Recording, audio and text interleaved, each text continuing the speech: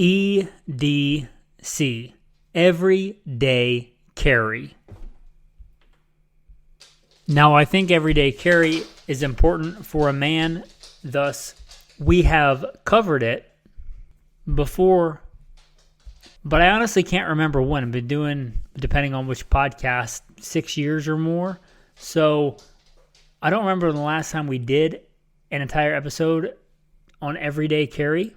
And my everyday carry has changed since then, whenever that then was. So I thought a good idea to revisit everyday carry and my everyday carry setup. With that, welcome to the podcast. I'm going to put this on both alpha male and gunfighter life. I don't do that all the time. Don't even do it most of the time. But I think this is going to be germane to both. So welcome to the podcast where we talk about what it means to be a man, an armed man. Guns, gunfighting, tactics, gear, ballistics. Being a man in this modern world, ready, prepared to provide for, protect, and defend ourselves and those around us. And we don't apologize for it. I am blessed to serve you as host. Bio bullet points in the show notes. First and foremost, I am a Christian, a servant of God, and a follower of Jesus Christ. With that, let's get into the episode. Got back from church today and I was switching pants and I was taking everything off, and I thought, you know what, it would be a good idea to set all this stuff out, lay it out. It's probably going to be one of the thumbnails that you see for the podcast, if the platform you're listening on allows thumbnails for each individual episode. If not, go to Patreon. Even if you don't want to become a patron, should be a photo or photos on there, and I will try and remember to make them accessible to everyone, not just patrons. So you can go to the Patreon page, not sign up for anything, not put in any credit card, and just see pictures. Picture is worth 1,000 words, they say. All right, let's start off with the gun. Sig Sauer 226 single action only ZEV-TEC. Now, I have a couple of carry guns that are pretty similar, which I would advise you to do when you get the blessing of having the resources to do so. You know, if I've got this handgun and I'm thinking about getting some weird esoteric thing, it's your main go-to carry gun, probably have a backup. For a long time, my favorite go-to carry gun was a SIG Legion 226 single action only. And I hadn't carried it for a long time. And I thought I should probably have another one of these, a backup, if it's one of my main go-to, life-saving defensive tools. So I did. I got the ZEV-TEC. They're both very good. You would be splitting hairs to say whether the Legion is better or the ZEV-TEC is better. I have been shooting Steel Challenge, got back into that this year pretty heavy, and I thought the ZEV-TEC would have a slight advantage in that, so I went with the ZEV-TEC. It was also on sale and it was a good value. Came with an optic. The optic on it is the Romeo. I'm a big fan, and what's on my other gun is the Trijicon RMR dual illuminated, so no batteries, tritium fiber optic. I got this one and I've been running it and I haven't had any issues with the optic, and it's got backup iron sights, which I think is a must. If you're going to run an optic, you got to have backup iron sights. So have backup iron sights. Worst comes to worst, the dot doesn't come on, and I have really good iron sights, which are zeroed, which are good point of aim, point of impact. I did have to replace one of the sights throwing out one of the tactical tips early. Dawson Precision, they have a sight calculator chart, so you can pick a distance, pick how much high or low your rounds are impacting on the target for your carry ammo, and you can get an applicable front sight, of which I did. I think I don't remember if it's a Dawson Precision or a Wilson Combat front sight, but it's good. It's true. It shoots straight with the irons, and then it has an optic on top of it, the Romeo. It's a good setup, and it is fast. One of the reasons I decided to get another one, because I had liked the Legion for so long, I am blessed to have a couple of STIs before they became Staccato. I've got a couple of them. I had one this past year cut for an optic, and that gun is fast. It's so fast. But I was shooting it, surprisingly, against the SIG Legion. SIG Legion was keeping up with it, a little bit slower in some drills, a little bit faster in other drills. When I was getting hot and heavy back into competition this year with pistols, I did some time trials, and I was really impressed with how fast that single action only 226 was. And this one is fast. In it, I carry it in first instead of, and next I'll talk about what I carry in it, but I carry it in a black Scorpion holster, which is a phenomenal holster. They're not crazy expensive. I would say they're mid-tier, but they're some of the best holsters. I've spent a lot more money on holsters and been a lot less satisfied. Black Scorpion holsters. They don't make them for every gun, but for popular guns, they do. I remember writing them when they weren't making one for a SIG 226 and asking them if they could. That was several years ago. Now they do, and now I run it, and it's a phenomenal holster. It's fast, it's sturdy, it's not overbuilt, which a lot of holsters are. You might think overbuilt is great, but it's not when you have to carry it every day. So Black Scorpion, it's got a Blade Tech or a Blade Tech type clip on it that I can take on and off my belt easily. Like going into the gym, take it off, coming out of the gym, put it back on. It's so easy, so convenient, and such a good fast holster. Make sure you're locked tight your screws, but that goes for pretty much any modern holster.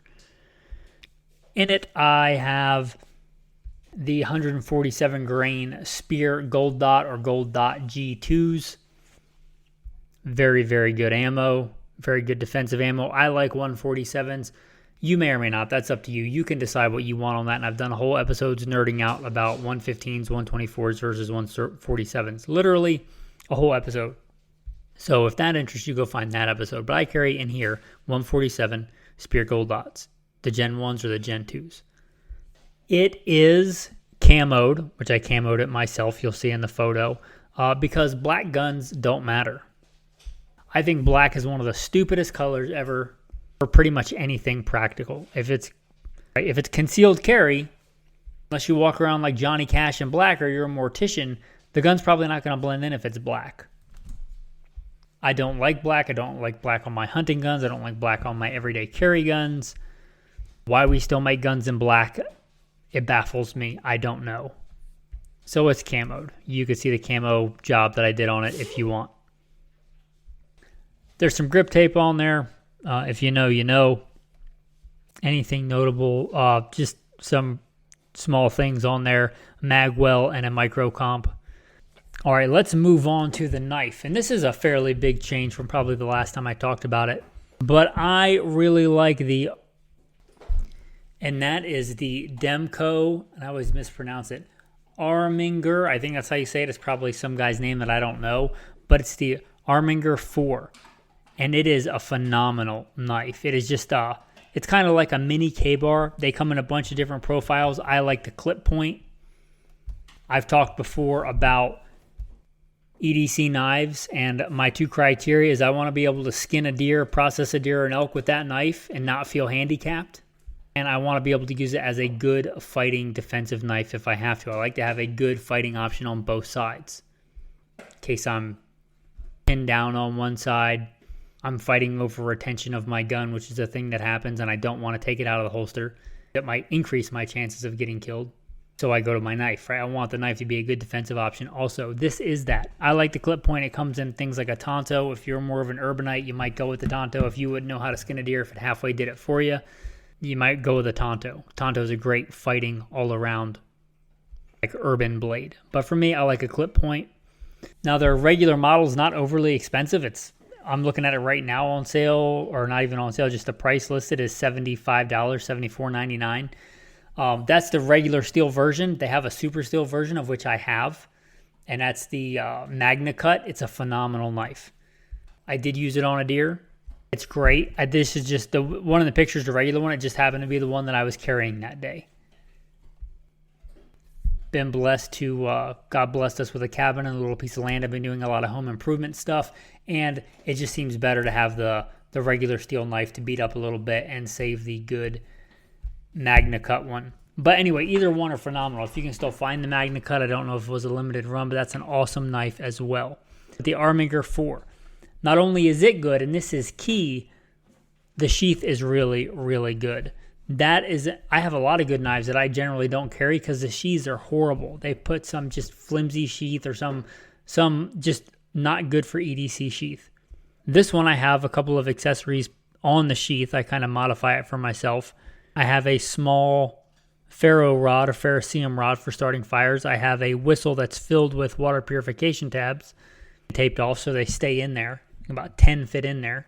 I have a piece of bicycle tube around the sheath with the two things. It stops the frog. The frog, if you don't know, a frog is a piece of leather or fabric or something else that attaches a sheath to a belt, usually for a sword, but it also works for a knife. But the frog is that, and it helps keep the frog tight to the sheath. It's also a great fire starting material if I need that. E.D.C a fixed blade. I know that many of you guys do not. Many of you carry a pocket knife, and that's fine. Get a good locking solid pocket knife. It's a little bit more complicated. It's going to be a lot slower to deploy in a fight if you have to. I don't care what kind of locking mechanism it is. I don't care how fast it is. It's not as fast as just pulling out a fixed blade. If it's for E.D.C, I would encourage you to stay away from the more complicated knives unless you just want one because they're cool, like the out the front knives or things like that. They're more complicated. But you do you. Carry a knife. I think a man ought to carry a knife. And I gave my criteria for a knife, but any knife is better than no knife when you need a knife. Again, I've done other episodes on all kinds of good knives, good fixed blade knives for E.D.C. Done several episodes on knives. So I'm not going to rehash that out here, but figure out what you want your criteria to be and pick a good knife that meets your needs. Not some flashy advertising thing or whatever, but a good knife that meets your needs. I talked about my magazine, my ammo. I carry a loaded firearm, obviously. With one in the chamber. I shouldn't have to specify that, but I will. And then I carry a reload. I carry a full capacity magazine or a normal magazine with rounds aforementioned, so 2 mags. And this is a change. I've been experimenting with this. This is from Refuge Medical. I think it's called their pocket organizer. It's called Pocket something. I don't carry it on a pocket. It's got belt loops. I carry it on my belt. I'll get into how all this stuff is laid out in a bit. But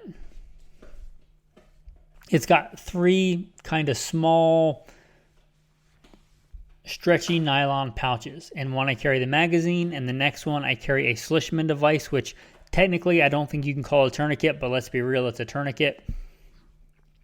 I'm a big fan of E.D.C-ing a tourniquet. It's not a shall, but I would highly encourage it if you've ever needed a tourniquet, and I have, and I'm blessed to be here to tell you about it. It's good to have. You can make a tourniquet, I know, because I've done it. But it's much better to have a tourniquet.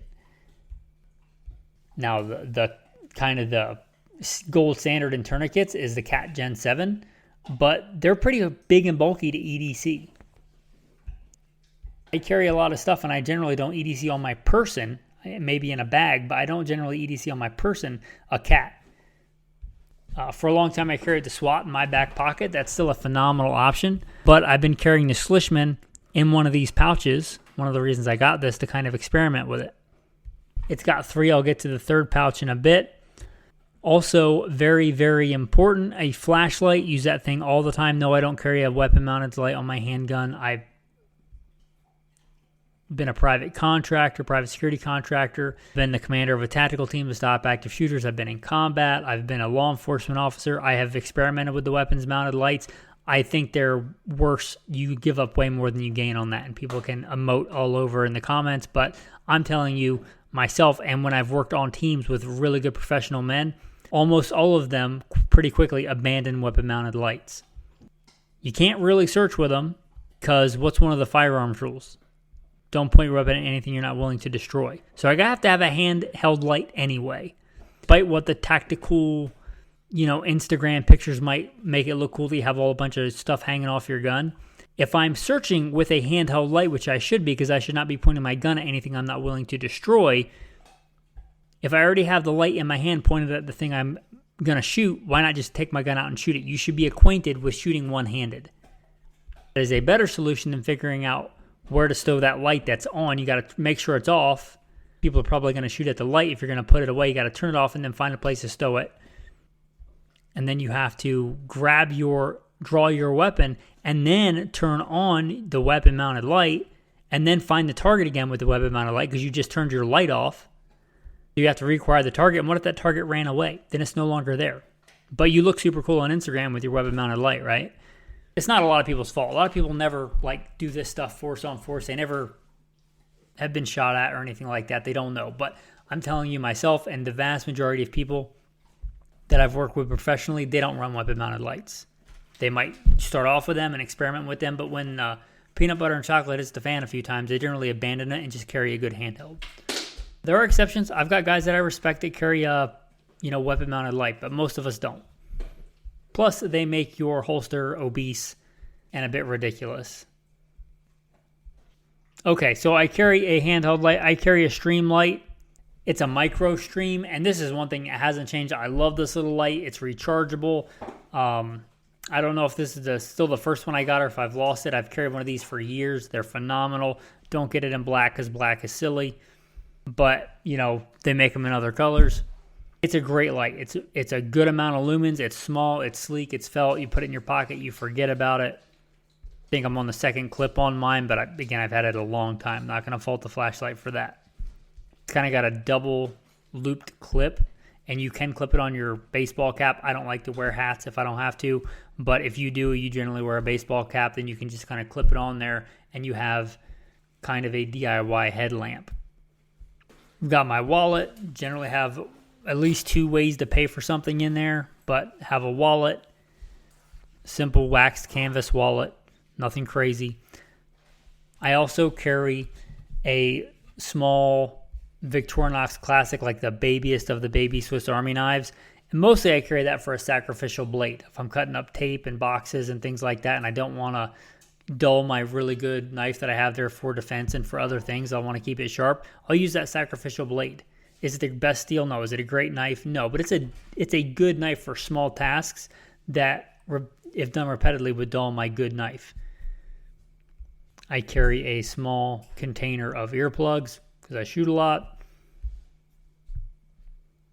I will often have electronic hearing protection in my pocket, small ones, electronic Bluetooth headphones, but I didn't have them, so they're not in the picture. But, a big portion of the time, if you check my pockets, they'd be in there.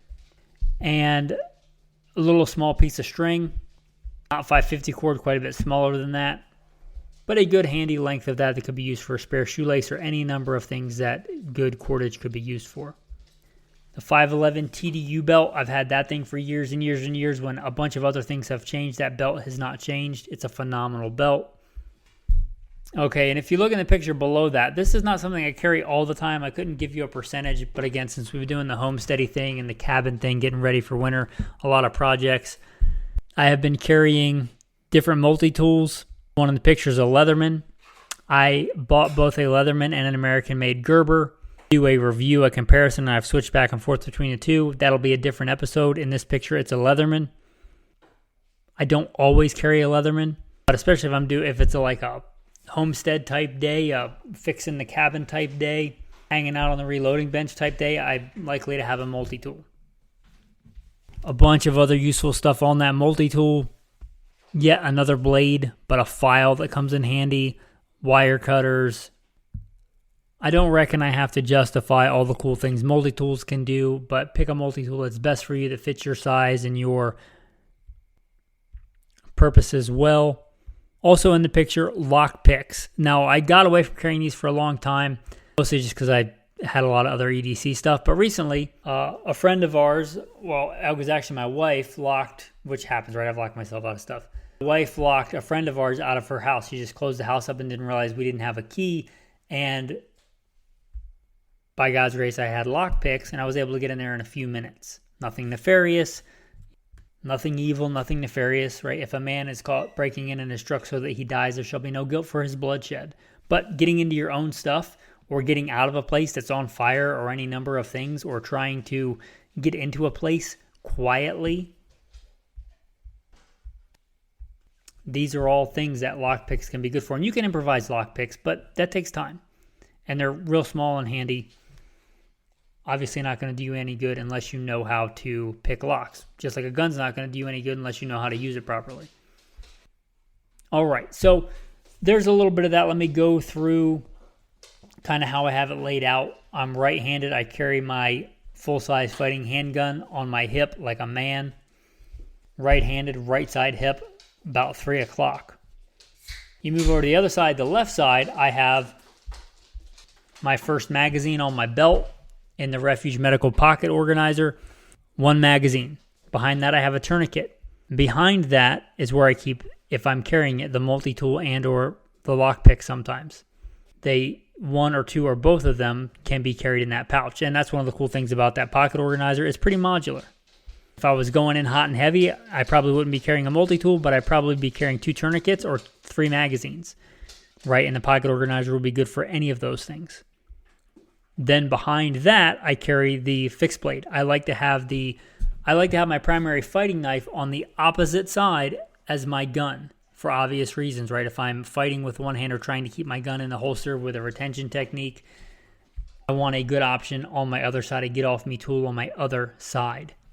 If I'm being pinned down, ground fighting, and the gun is pinned on one side with that arm pinned down as well, because the guy's twice my size on top of me, I want a good option on the other side accessible. So I carry it on the other side. I carry it on my left side. I encourage you to do the same. If you're right-handed and you carry a gun, carry your knife, even if it's a pocket knife, on your left side. Wallet, generally back left pocket. Phone, which I took the picture with, so I didn't mention it because it's not in the picture because it made the picture. Back right pocket. On the phone, a couple of good apps. Of course, the Bible app. You should have the Bible app on your phone. I'm a big fan of having Bibles around, but having the Bible app on your phone is awesome. You can download versions so that even if you don't have service, you can read them. But the phone in my other back pocket, in my front left pocket, I generally carry the flashlight, the Victorinox Classic, and my earplugs. And not in the picture, but I often carry a Sharpie. It just happened to fall out this week. I lost it, gym or something. But I will often carry a Sharpie in my front pocket. Anyway, that is a little bit of talk about my E.D.C. Now, I think you as a man should have some kind of E.D.C. It's not a shall, but if you want to be a well-prepared man in a modern world, your E.D.C. might differ from mine. And that's okay. Think critically. I'm not telling you to go out and adopt my exact E.D.C. It might not work for you. But what I am going to tell you is be prepared. Watch and be ready. Watch and be ready. Jesus told his disciples, "Let he who has no sword sell his cloak and buy one." Now, Jesus had 12 disciples, to be fair, and 2 of them there was 2 swords, and he said it is enough.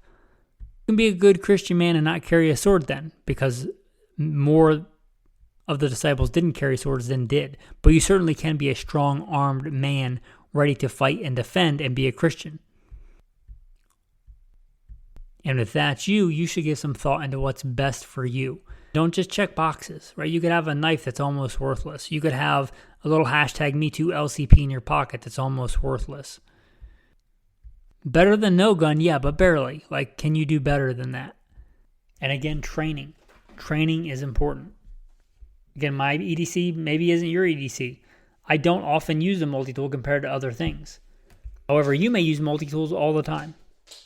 I like OWB strong side hip. You may like inside the waistband. You're right.